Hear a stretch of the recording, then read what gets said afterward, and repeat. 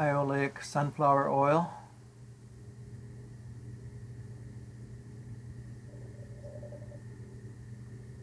One ounce or 30 milliliters.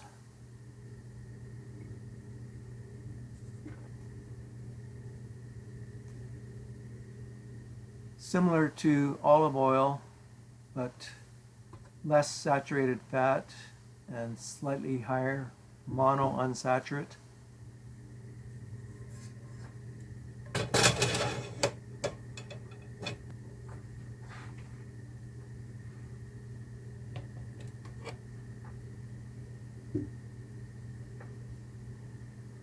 I use a plastic cutting plate.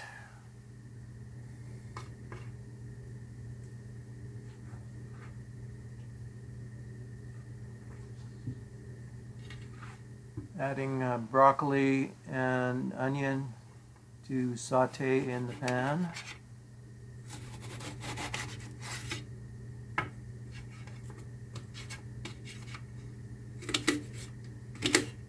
About 2 ounces or 60 grams of chopped onions.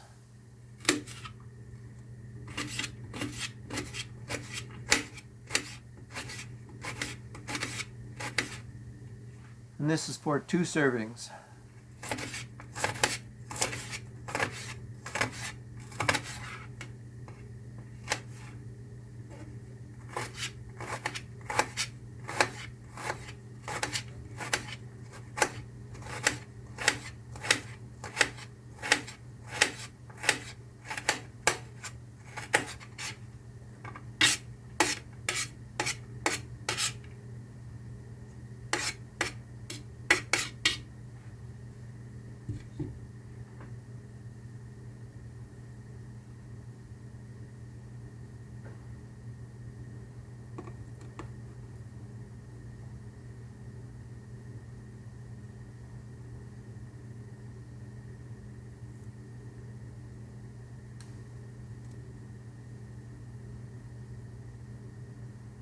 Now I'll put 4 ounces or 120 grams of broccoli onto the cutting plate.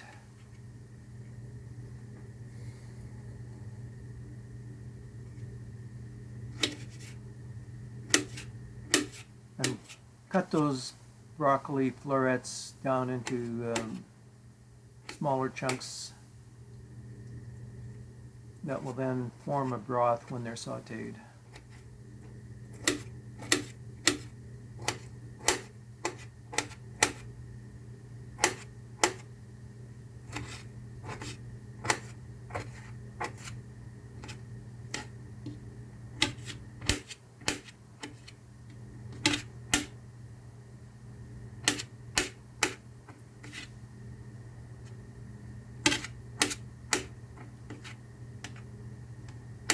Broccoli florets are available as a 2 kilogram bag. That's a little over 4 pounds, 4.5 pounds. Available in a frozen, individually frozen, so they come right out of the bag and into a container. I thaw that frozen broccoli florets in the fridge. Keeps them fresh.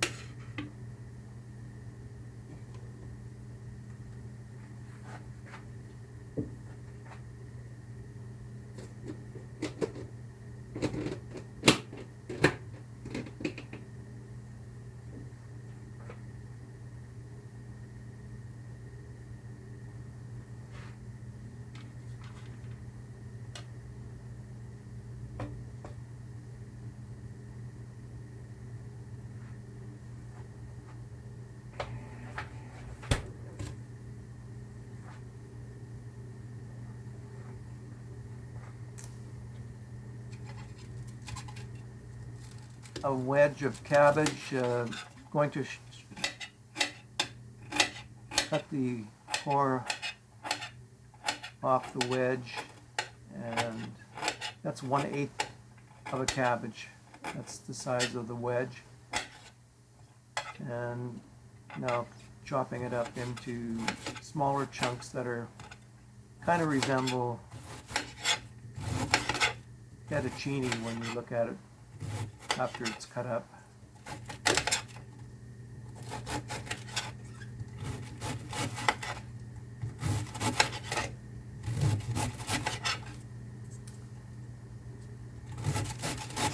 Of course, cabbage, much better substitute for fettuccine because it has no starch. It's compared to fettuccine, which is made from wheat, pasta, wheat, which contains a lot of starch. But the cabbage is very, very good for people with prediabetes or diabetes, or just wanting to lose weight. Substituting it for starch. This avoids any starchy foods like bread or potatoes or rice. Any of those starchy foods, you can just substitute cabbage for that, and that will minimize your starch input.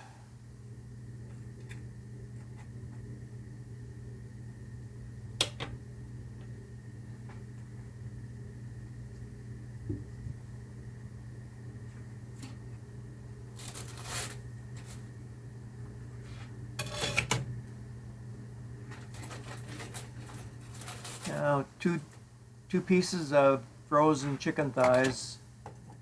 Just put them right into the pan, flat side down. These chicken thighs I buy in a box, a 3-kilogram box, which is 6.5 pounds. And put them, they're individually frozen, so you can just put them the flat side down in the pan. The pan already has oil in it. Now,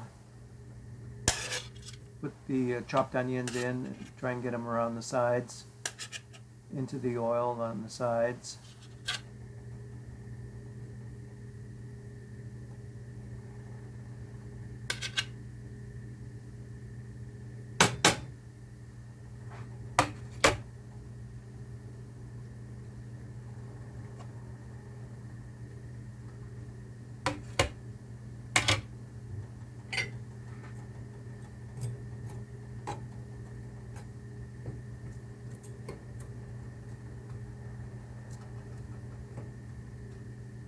Now just use the fork to get the chopped onions down into the oil.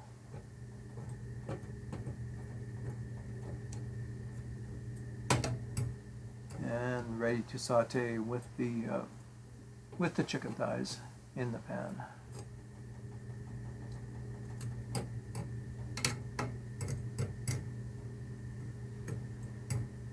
Once again, these chicken thighs are still frozen.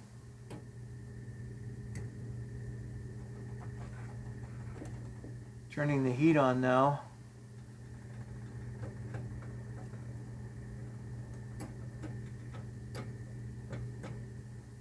The water in the onions will steam the chicken thighs and thaw them out very quickly.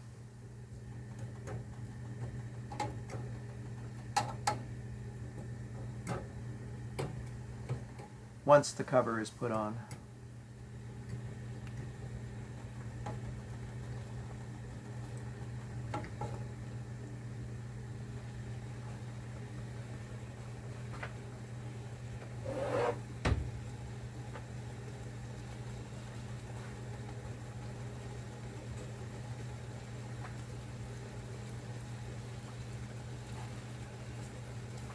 Just put the fork in the hot oil to disinfect it.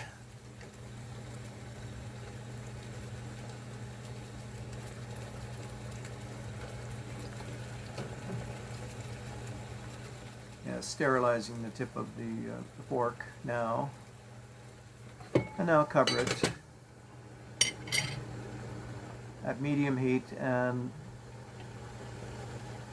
let it steam the chicken thighs until they're thawed out. With the glass lid, you'll be able to see inside when the chicken starts to turn a white color. That's when you know that they're thawed out.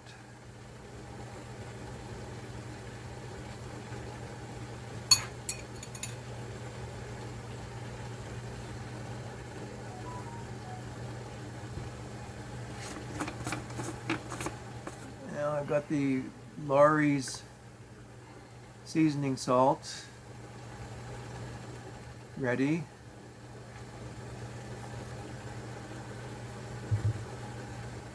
And ground black pepper ready to go when the chicken is thawed.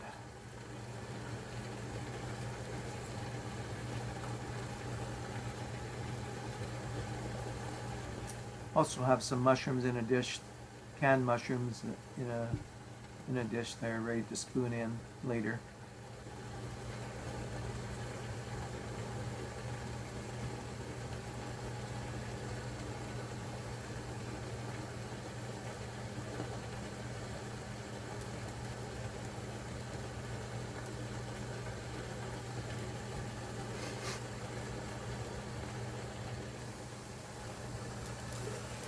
Now that the chicken is thawed, you can put the fork back in to sterilize and remove the glass lid. Put it in the second pan just for safe keeping, and add seasoning to the chicken thighs. And add black pepper.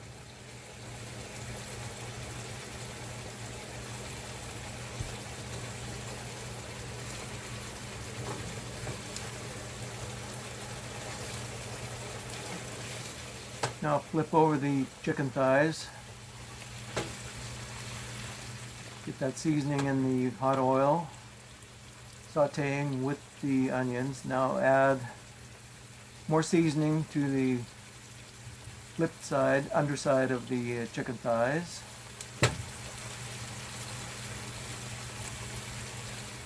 And more black pepper to the chicken thighs.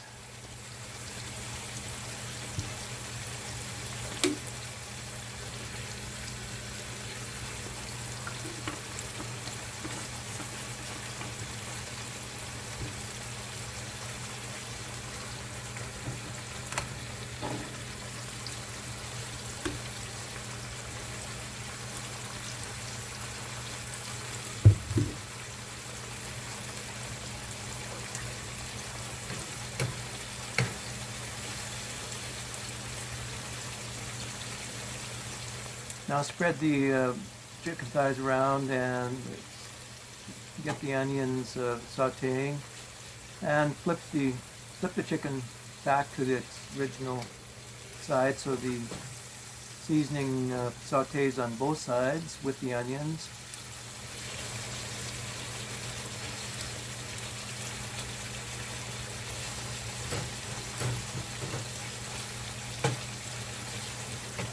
And keep the heat at medium until the onions are browned.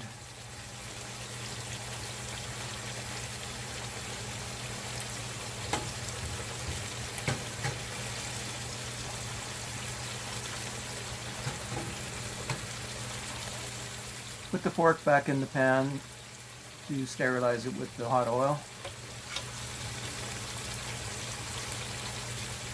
Now add the broccoli, chopped broccoli, to the pan.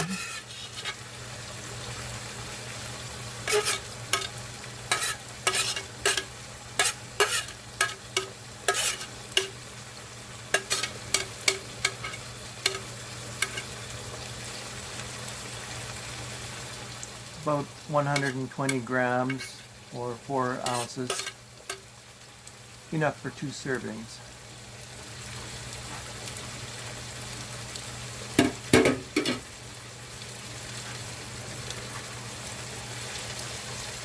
Now spread the broccoli around the outside edges to get it into the hot oil so it sautés.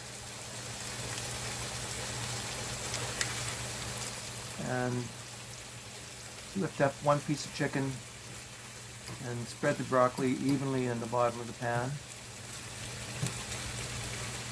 Mix it together with the sauteed onions, and then put the chicken, a piece of chicken back on top, and do the same for the other piece of chicken. Spread the broccoli around on the bottom. Get the broccoli sauteing with the onions, and put that piece of chicken back on top of the broccoli.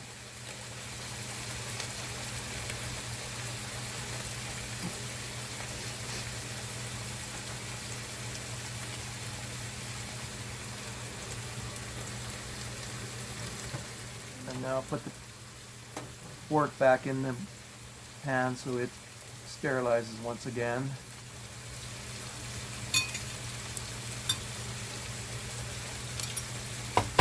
Now put the mushrooms on the kitchen scale.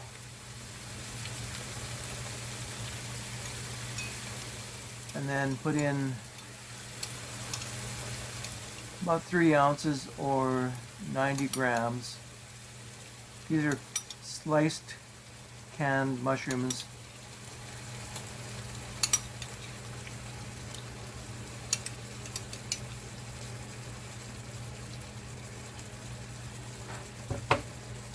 Put them in with an appropriate amount of juice with the onions.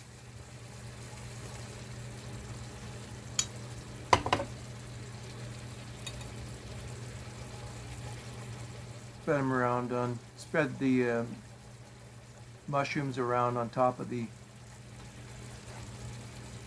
sauteing onions and broccoli.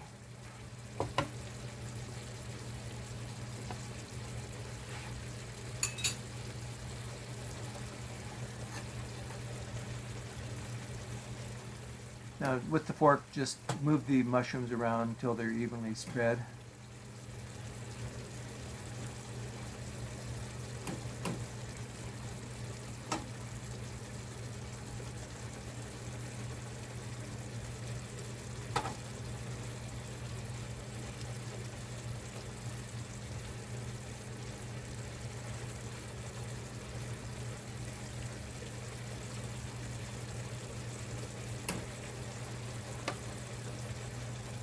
Let those mushrooms saute with the onions and the broccoli and the chicken for a few minutes.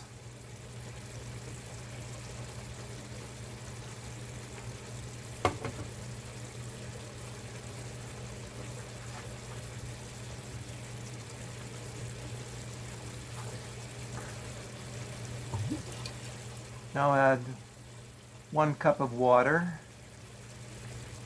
250 milliliters,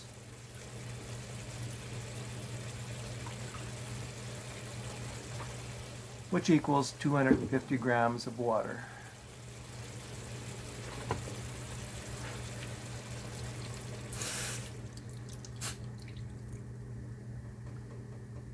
Pour it over the chicken and into the pan.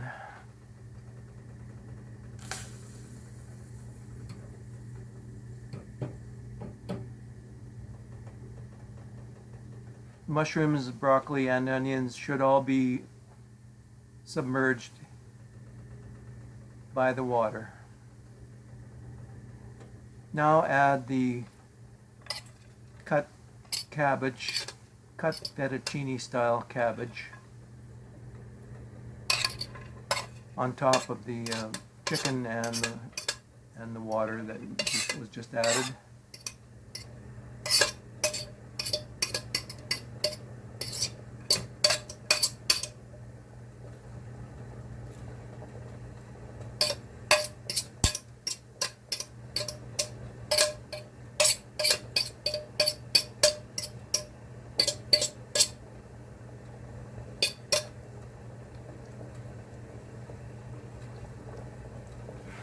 Distribute the cabbage evenly around the pan. Some of it can be submerged in the water. The rest of it you just leave on top of the chicken.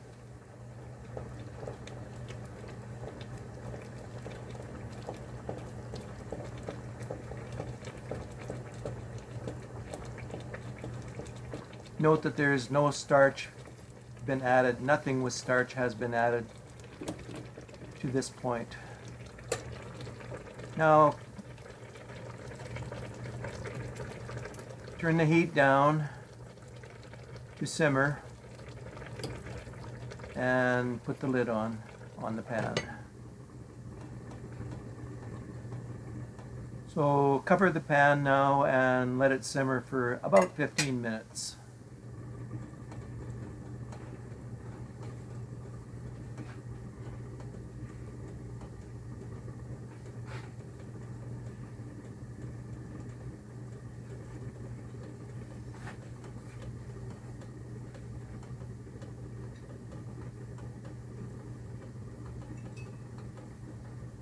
This is the time I would normally be doing the dishes, doing the cleanup. All the cooking dishes.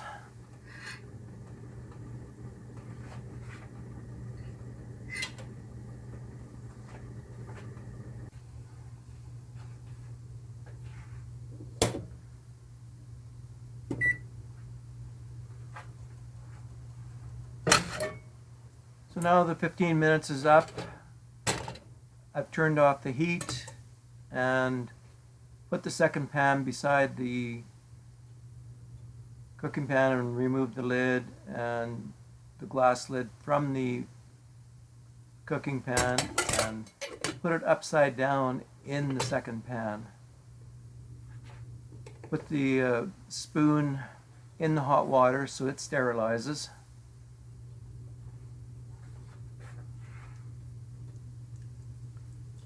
And remove the chicken, first piece of chicken.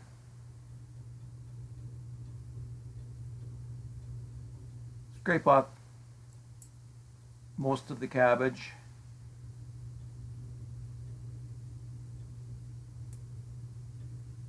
And put both pieces of chicken in the lid that's been turned upside down in the second pan.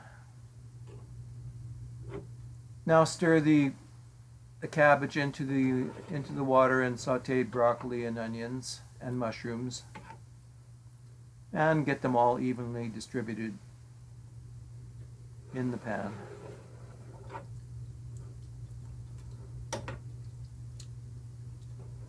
Make sure all the cabbage gets submerged in the hot water, and that will finish it off cooking.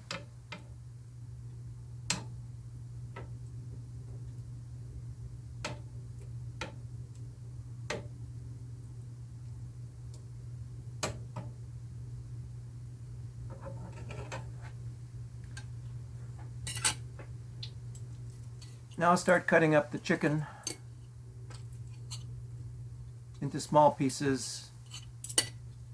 Don't really need to cut the chicken, just kind of pull it apart. Pulled chicken, minced chicken,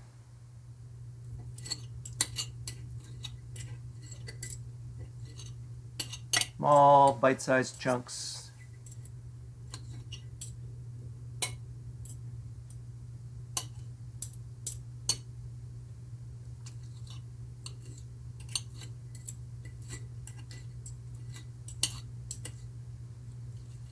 The advantage of using the hot lid is if the chicken is not quite cooked, you would see it right now, and you could just put it back in there with the hot lid and finish off the cooking.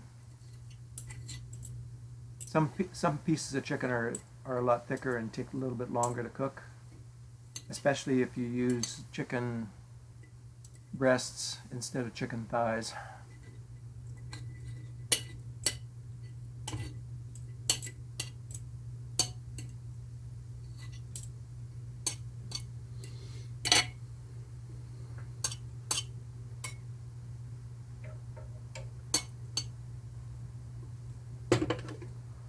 Okay, put the fork back in the cooking pan in hot water and spoon in the pieces of chicken back into the cooking pan.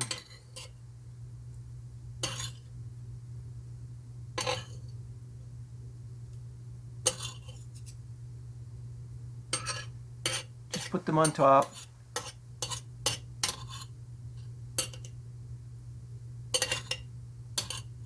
Try and get them evenly distributed around the top.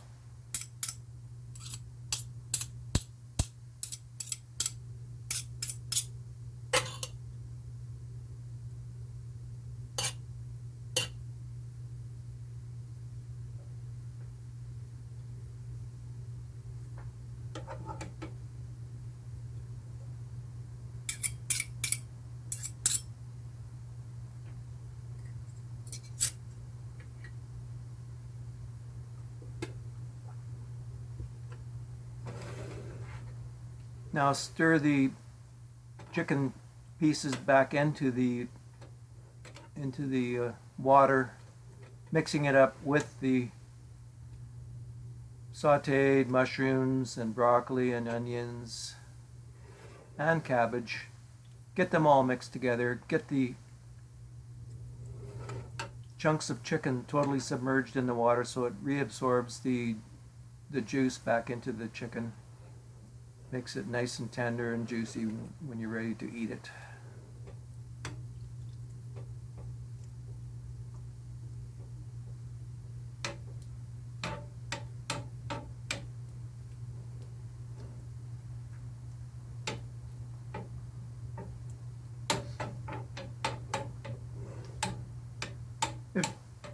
Depending on how much water you put in, it becomes more like a really thick, chunky soup than a stir fry.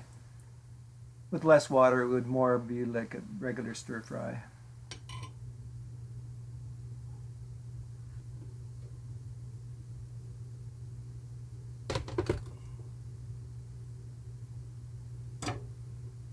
Now is the time when I add the starch as a side dish. Take puffed wheat from a bag and pour it into the upside down lid in the second pan. About 1 ounce or 30 grams of puffed wheat for 2 servings. That means a half an ounce or 15 grams of puffed wheat per serving. Puffed wheat, of course, is mostly starch.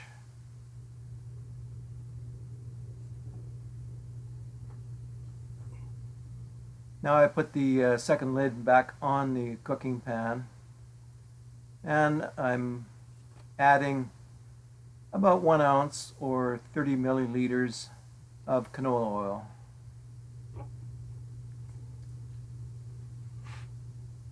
Just pour it on top of the puffed wheat.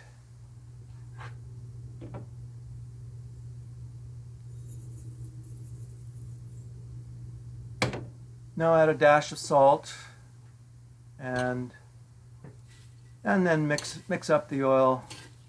Get it evenly distributed over the puffed wheat. The reason I use canola oil for the puffed wheat is canola oil is high in omega-3 polyunsaturated oil, which should not be heated. So by putting it cold on the cold puffed wheat, it never gets heated and therefore never turns into a trans fat.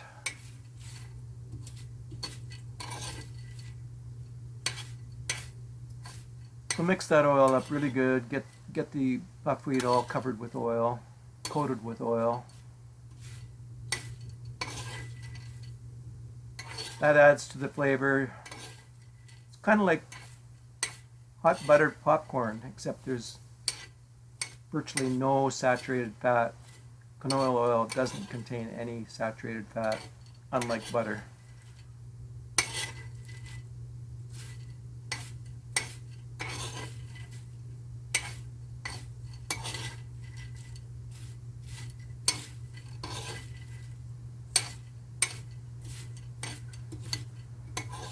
So for pre-diabetics, you have to really watch your sugar and starch. That's only 1/2 of an ounce of starch per serving. Well within the limits of a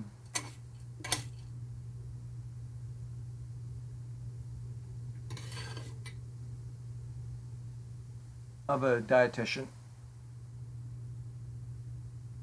Ready to serve.